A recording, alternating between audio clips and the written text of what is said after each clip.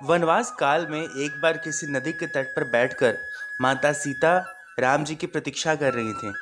तभी वहां राम आ जाते हैं, लेकिन राम जी की नज़र जब माता सीता पर पड़ती है तब उन्हें माता कहकर प्रणाम करते हैं।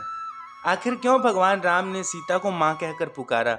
जब माता सीता रावण के कैद में थी तो वह कौन था जो सीता के रूप में राम जी के सामने आ पहुंची थी? यह जानने के लिए चलिए सुनते हैं इस कथा को। लेकिन कथा प्रारंभ करने से पहले आपसे निवेदन करेंगे कि आप अपने इस चैनल को सब्सक्राइब कर लें ताकि भगवान राम की कृपा आप पर यूं ही बनी रहे। एक समय की बात है जब भगवान शिव को राम कथा सुनने की इच्छा हुई, जिसके बाद भगवान शिव माता सती को लेकर कुंभज ऋषि के आश्रम पहुंचते हैं।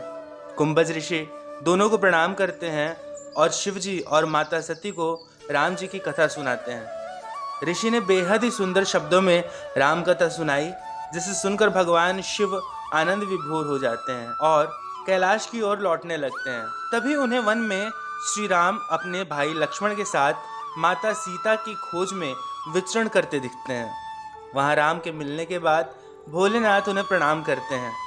यह देखकर माता सती जी कहती हैं कि यह तो बालक है, आपसे छोटे हैं और आप देवों के देव होकर इन्हें प्रणाम क्यों कर रहे हैं? तब भगवान शंकर मुस्कुराते हैं और कहते हैं कि यह कोई साधारण मनुष्य या बालक नहीं है, यह स्वयं भगवान विष्णु के अवतार हैं। लेकिन माता सती इस बात को नहीं मानती है। वह कहती हैं कि अगर ऐसा है तो मैं राम की परीक्षा लूंगी, तभी सच का पता चलेगा। इस घटना के कुछ दिनों बाद एक बार माता सती सीता माता का रूप लेकर एक सरोवर के किनारे बैठ जाती हैं। तब वहीं लक्ष्मण और राम पहुंचते हैं। लक्ष्मण सती के सीता रूप को देखकर कहते हैं, भैया वह देखिए वहां भाभी बैठी हैं।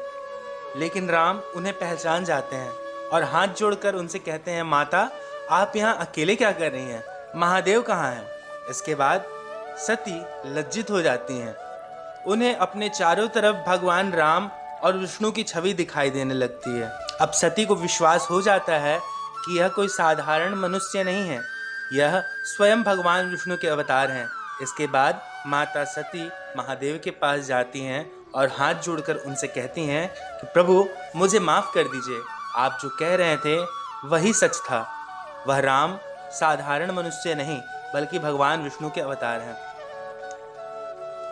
दोस्तों, अगर आपको यह कथा अच्छी लगी हो तो अपने दोस्तों के साथ इसे शेयर करना ना भूलें। अगर आप चाहते हैं हम आपको कोई और कथा सुनाएं तो इसके बारे में हमें कमेंट करके बताएं। इस नेक काम में सहायता करना चाहते हैं तो स्क्रीन पर दिए नंबर पर अपना आर्थिक मदद हमें भेज सकते हैं। अगले वीडियो तक के लिए हमारे सभी दर्शकों को हर हर महादेव।